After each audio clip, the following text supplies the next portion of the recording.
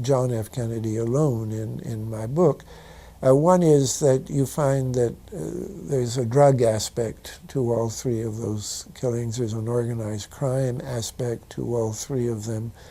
I say this without pretending that I have solved those cases. I wasn't even really trying to solve the cases. I was just trying to understand how a president could be murdered, and this would be essentially absorbed into the culture of the country. We have a guy who's officially blamed for it. Most people don't believe that Lee Harvey Oswald, well, they may believe he pulled a trigger, but they don't believe that he was a lone assassin. And yet most people don't particularly care about it. We're just having to live with that. I call these events deep events.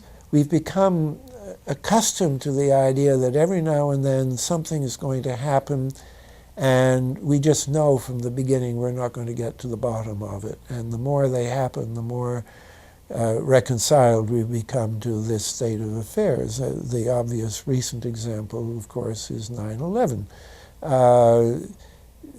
Nobody's claiming we've got to the bottom of 9/11. Even the two chairmen of the committee are saying that there was a lot of falsified information given to their commission, and that the CIA didn't, they relied very heavily on information from the CIA, which they weren't able to deal with the raw data, and they now realize that the CIA was covering up to some extent in their interviews. They were relying on data that came from people who had been tortured, which means that on the face of it, it was not very reliable data.